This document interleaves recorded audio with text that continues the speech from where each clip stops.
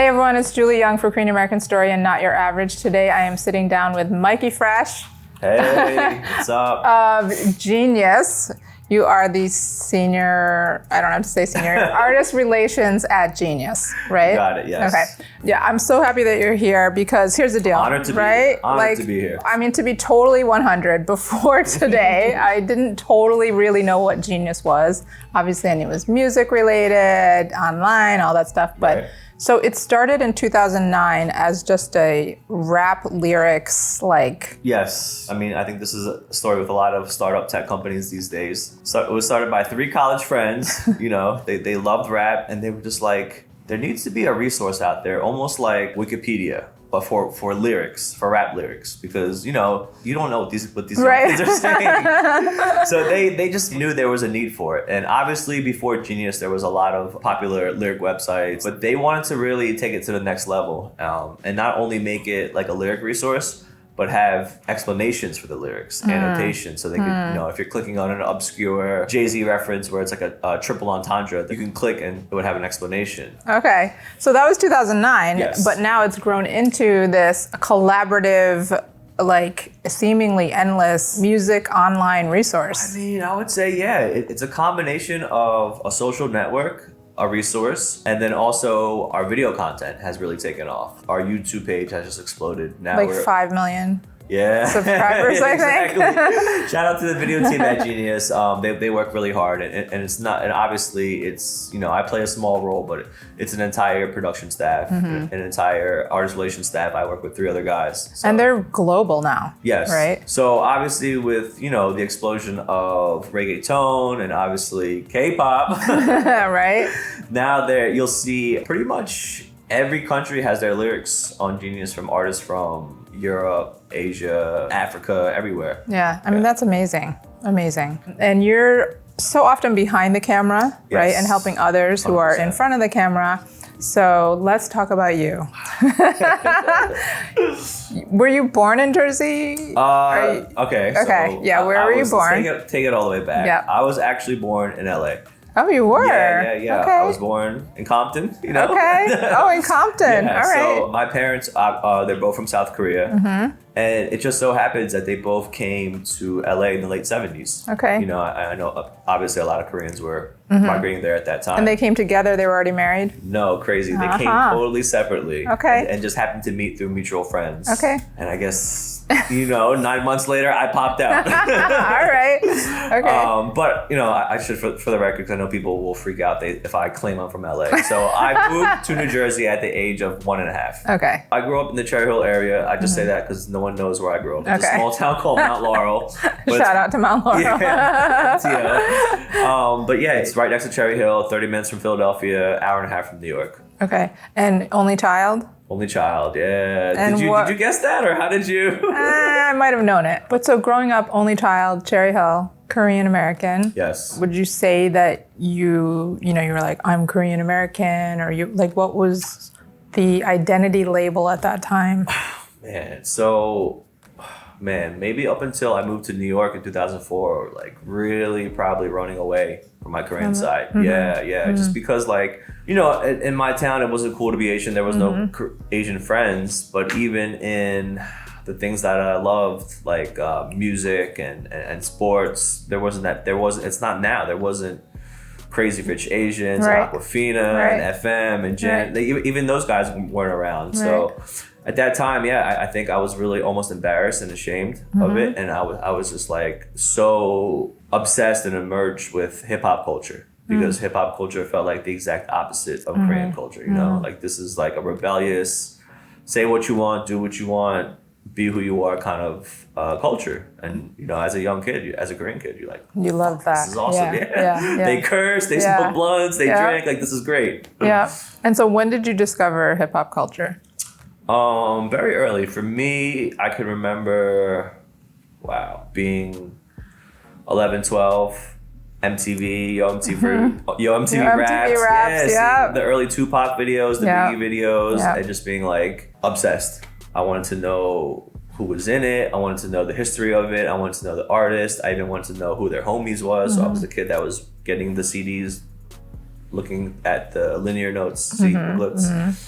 Reading the small print. Yeah, the shout outs and stuff like that. So yeah, it kind of just really, it became an obsession around 14 or 15. So when did you decide or think that you wanted to work in the music industry or somehow with hip hop, or when did that happen? I would say like in high school, I became like the CD bootleg guy, the Asian kid where it's like, yo, you got that new Jay-Z. So, and through that, I was also very early on checking all the rap websites, and I wanted to know all the news.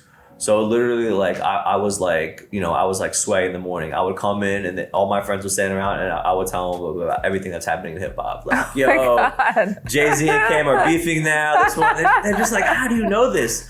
And I would spend hours on the internet reading. And this is before like rap blogs became a thing. But all the forums, all like the old school AOL GeoCity sites that were kind of like Wikipedia about rappers before Wikipedia. So yeah, like it was always like in the back of my head, like a dream. Like, man, what if I could get a job in rap? But then, my parents, they hated hip hop. So I was going to say, I always had to like tiptoe around it. So your parents knew you were into hip hop? Yeah, and they hated it. And they hated it. They're like... They hated it where I would get the new XXL, on Friday. And then I'll come home from school on Friday afternoon, and it'd be in the fucking trash can. I'd be like, Mom, and you'd be like, yeah, my mom would be like, this is bad, you don't have to read it. Because they didn't understand. They were just the curse words, the violence. They didn't get it. Yeah. But so do they realize how successful you are now?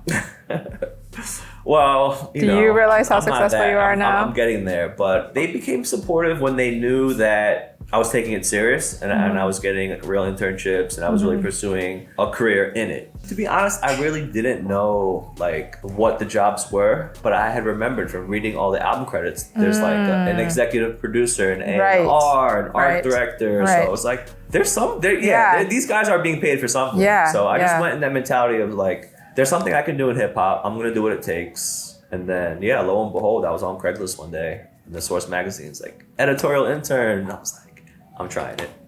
And was that in college? That was in college, yeah. I was like a junior in college. This was probably 2005, 2006. So yeah, I completely made a fake ass resume because I had no experience in writing. And you got it? I got it. So it's so embarrassing. So this is like a hip hop magazine. And imagine their look when I come in a fucking suit. To a Source magazine. You're like, dude. I came in a suit and with my resume and like a binder. Everyone is in resume hoodies, and a binder? Yes. Everyone is in hoodies, t-shirts, hilarious. fresh clothes, and they're just looking at me. They're like, thinking I'm probably like a rapper's lawyer. Right. But I'm like, I'm here for the interview. And they were like, okay, cool. Shout out to Big Said. He was the guy who interviewed me and was definitely like my first mentors in music. And even though I was this weird Asian kid in a suit, like we spoke and he knew that I knew about hip hop. If you're real and you know your stuff, you will be accepted no matter if you're white, Asian, yellow, brown, doesn't matter. It's all about, it's so cliche to say, but keeping it real, like real recognized real. Yeah. So you interned there for 2 years. Yes. And then you're done with college, right? Yeah, done with college, and thank God. What happened after college? So crazy. Just by chance, a close friend of mine was a close friend of Miss Info. I'm sure Minya, shout out to Minya. Okay, yeah. So if anyone doesn't know, she is like a pioneer, a trailblazer for Asian American journalists in hip hop. She's been doing this for well over 20 years. Countless cover stories, like articles that literally 20 years later they're still talked about. She did the infamous 5 Mic Nas interview. I've been trying to get her on Not Your Money for quite some time now, but yeah. So just so happens that like a good friend of mine was like, yeah, you need to meet my friend Miss Info. Have you heard of her? Have I heard of her? I've looked up to this woman since I was 15 because I was the kid reading The Source and Vibe from 15, and I would always see Minya O, Miss Info. Like, you're like, what? Yeah. Korean chick? And it's crazy, because you were like, not only is she definitely Korean, but she's a woman. Right. So I'm like, dude, I know. Who is the? So this friend introduced you to her? Introduced me to her, but for a reason. She was looking for an assistant intern at that time. Yeah. So that's when she had launched her personal blog, missinfo.tv. And And this was when the rap blog thing was exploding. Yeah. And becoming like, you know, the forefront of rap media. Man, it was tough. So she hired you to be her assistant. Yeah. Okay. Started as an intern and worked my way to assistant, and then one of her producers, she put me through the ringer, you know, for like the first year. Yeah. But like, you know, God bless and God bless her. And I think, you know, I feel like I can never repay her, but she took me under her wing. And after a year of like being her assistant guy, I became her mentee and she became my mentor. And, you know, I think at that point, obviously there's a little like Korean camaraderie. So, you know, she brought me around all over New York, introduced me to the biggest executives, the biggest artists, let me film and produce her content. And not just like introduce me, but letting like, you know, like Ebro at Hot 97 know, like, yo, this is my guy. Right. What's up? Like, Right. And through that, man, I met the world. I met everyone in the industry who I needed to meet. You know? But I need to emphasize like that, like the fact that Meno would do that with you, she's not just like, okay, come. Like you're going to, you know, like she is going to make sure that you are worth her time, her energy, her reputation, you know, all of that stuff. So you definitely must have impressed her. Really, yeah, I like owe her the world for just, you know, guiding me through the industry. So when did you start working at Vibe?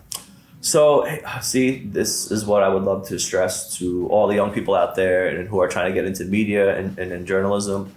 Never, ever burn any bridges. Yeah. So it's so crazy. I was done my internship. I graduated college. One day I'm sitting around, I get a call, I pick it up, and it's one of my former editors at The Source, this lady named Chloe Hilliard. Shout out to Chloe. She was like, hey, I'm at Vibe magazine now, and I was just wondering what your deal is. I haven't heard from you in a while, and we need a part-time writer. Wow. So she's like, you know, I always remembered you. You were like that Asian kid. You had like, you know, you were always fresh in streetwear. You knew your underground rap. So she's like, why don't you come on by for an interview? So, you hustled hard. Hustled hard. She remembered it. Yeah. So a lady, who I worked with as an intern years before, she gave me a shot at Vibe. That's amazing. Yeah. But so you're at Vibe and you were the music editor? That didn't come till later. So I literally at Vibe, later. I started from the bottom. I was like the kid who was like willing to do any article, any struggle rapper, anything. So, but let me ask you, so at this time, did you have a focus and did you know where you wanted to go? Or were you still just like, I just want to be in hip hop somehow? So at this time, I was like, you know what? I want to be a hip hop journalist. I want to write articles. I want to interview. I want to be that. Okay. Yeah, at that time, I was fully like, this is my passion. Okay. Because I had fallen in love with it. Yeah. You know, over the last after my internship. Okay. You know, because I was still a fanboy, so it was like, I get to interview Nas. Fuck yeah, like I'm down. I want to interview Nas. But yeah, I worked my way up the totem pole. I became a freelance music writer, then I became an assistant editor, then I became an associate editor, then I became the music editor. And then I worked there for 7 years. So when I left, I was a senior music editor. And that was, you know, the only other position higher was editor-in-chief. Actually, it's funny because you're like, I was music editor at Vibe or whatever, but there have been a couple of times where people have said to me, like, actually a few years ago when you were still with Vibe, you know, do you know this Mikey Fresh guy? Like, I want to get to him and we want to like tell him about this artist and like, you know, you were like the guy to get to if you had an artist that you were repping or if you know, whatever. How does that feel for you? Like, Asian American man being in this industry that's not populated by Asian Americans and having that role? I can't lie. I felt like I was finally being recognized for my years of hard work, you know, because like you said, as an Asian American in hip hop, there was always that like, I need to know more than the next guy because I'm Asian and they're, you know what I mean? Yeah. I need to show them that I'm really a part of the culture. I'm not a tourist in the culture. Right. Like, so yeah, it you know, it got to a point when like, you know, artists that like I had been fans of for years were like, yo, Fresh, I need that interview, dog. Right. You know, this was like the best interview of my life, or like, it felt like, okay, finally, like this is real. Like, and there was no more second guessing of like, am I cut out for this field? And I'm like, nah, I'm a part of the culture. You know? And like, you know, I'm at the same parties with Puff Daddy. I'm at the same parties with whoever. Yeah. Do you still deal with, because I imagine that you did before, haters who are like, you're this Asian American guy who like is trying to be hip hop or whatever. Do you Trying to be still black. deal with that? Yeah, for sure, every day. Still? Especially now that social media is a thing. Yeah. Everyone feels like they can say what they want from the privacy of a. Because everybody's so handle. brave behind their keyboard. It doesn't bother me personally because as an Asian American that's been embraced by black culture, by hip hop culture, we're guests in hip hop culture, whether we identify it or not. Like, we are guests. Oh, so I love that. Wait, I love that you recognize that, and I think that that's probably part of why you're so loved in the hip hop. No, for real. Because, you know, there's sometimes when people who are just so defensive about it and like, no, man, I know more than like whoever, whatever. And it's like, okay, that might be true, but still, you're a guest. The reality of it is we are Asian people in black culture and they have embraced us. We're obviously we're people of color too, but we do not face the same hardships. That black people face, you know, like even when I'm out with a bunch of my hip hop friends and we're shooting a video outside and the cops roll up, I know I'm the one that needs to go. Mikey, go talk to the cops. Of course, and it's just like they you know what I mean, and I'm happy to do it, but it's like, wow, like, you know, and I don't want anyone to take this the wrong way, but like as Asians in hip hop, when the cameras go off and it's time to go home, we get to go home. They still live with it. They still, you know, people are Hispanics and blacks still face the whole... Like, stepping outside your door is life-threatening. Exactly. Yeah. And like, to be clear, we all know there are exceptions, the things that have happened and whatever, but it's, you know, completely different to be like, you know, my husband is black and my son is Black Korean, but black. And it's like the fear that you have just on a daily basis for your loved ones, you know, it's not the same. Something that it's not the same. Yeah, that we'll never be able to fully realize, even though we're allies and stuff. But So now that you are in the position that you're in, you know, you're with Genius, the whole, like, you were talking about when you were younger, your Korean American identity, how has that evolved? Oh, so once I got to New York and once I started meeting other Asians who were like-minded, who were just as passionate about hip-hop, just as passionate about the culture as I was, that's when I think I really started to appreciate my culture and embrace it. I think getting embraced by the existing Asian American community in K-Town, LA and K-Town, New York was helped me get in touch with my roots and finally be proud of, like, yo, I'm so happy and so proud every day that I wake up as a Korean American. You know? But and that was a lot of, like, I think a lot of identity issues that I had to, I'm honestly still coming to terms with and still embracing. You know, now that I'm 30, I'm like, so like, I want to know everything about it. I want to be a part of it. Yeah. What's been a career highlight? There's so many. The first time I was able to do the red carpet for the Grammy Awards, I felt like, wow, like, this isn't the MTV Awards, it's not the BET Awards, this is the Grammys. I'm on the red carpet next to E, next to Entertainment Weekly. So I think that was big when my company trusted me to be like, you know, you're gonna be the guy representing our company on the red carpet. But then also, I think the biggest career highlight of all is getting my parents' approval and having them feeling proud of my career and what I do. Because as any Korean American, you just want your parents to be proud of you. And finally that I was able to show them that this, like, you know, this music that's evil and demonic, actually, I'm getting paid. Right. So that was the biggest accomplishment for me, is proving to my parents that despite them not really understanding why the music is violent and graphic, but that turning into something that's like, you know, I've been paid off hip hop for the last 12 years. So what has been the most significant relationship in your life, not necessarily a romantic relationship, and why? I probably wouldn't have said this 5-10 years ago, but growing up, going to church with my mom and really getting in touch with my spiritual side, I think the most important relationship I have in my life is with God. Because I do believe he's responsible for everything that's happening to me now. But without my family, without my mother, I would have never even had that relationship with God because she was there.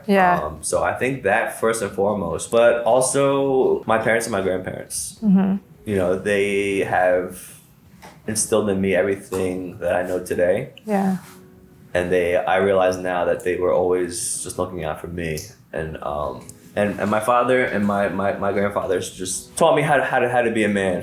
And now that I know, like, you know, when I was young, I was like, oh, you know, Jay-Z's my role model. But then later in life, I'm like, no, my father is my role model, my hero. I want to be just like him. And I can pray that I could be as good as him. Right.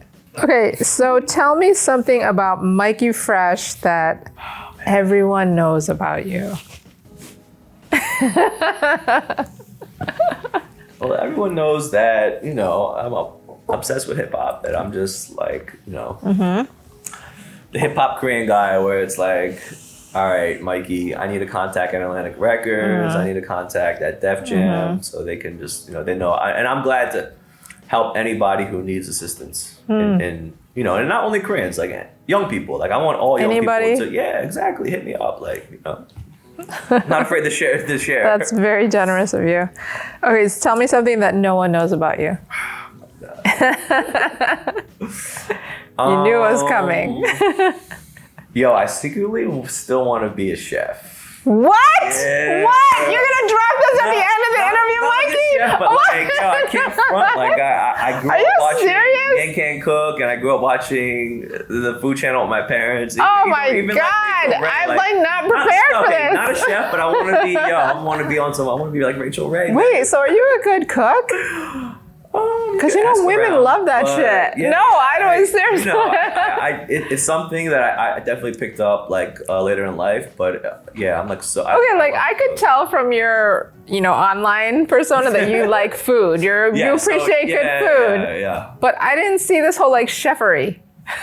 So I do. Yeah, if you ask, I mean, I saw that you grow herbs at Genius. That's cool. Basil, legal herbs. Although you were cutting it on paper towels, but okay. So I think it's just like a side passion of mine. Okay, that is a good one. That's a very good one because you shocked me with that one. Okay, so you gave me a career highlight. Give me a life highlight. Graduating college was a life highlight for me. Really? This is something that I wanted to prove to my family, to my mom and dad, because they, had always pushed for me to do better in school, to do violin lessons, and I always fought it. So I think it was a life highlight because I know they were super proud of me walking down because, I got in some trouble in high school. And they didn't get to see me walk at graduation in high school. Before my grandfather passed away, he got to come to my graduation, and it was at Radio City Music Hall. I think it was just such a moment for me to see my grandparents and my mom and dad at my graduation. Yeah. Oh, I love that. Yeah. And you know what? Shout out to your parents also to accepting, what you've come into and understanding that you don't have to be a doctor or a lawyer or like whatever else to be, proud of your son and what he's doing, right? They see me, doing Korean music and K-pop stuff, so they're just like, now they're so down. Yeah, I love that. My dad texts me BTS fucking updates. I'm like, Dad, I know. So they're in it. They keep up. They watch my interviews. My mom watches all, and she's like, I love that. But she still critiques. She's like, you say like too much. Your posture, but sit up, Mike. Sit up. But they watch, and I'm pretty touched. Yeah. Oh, I love that. I love that. Well, cheers to you. Woo. Mikey, thank you so much for doing this. Cheers.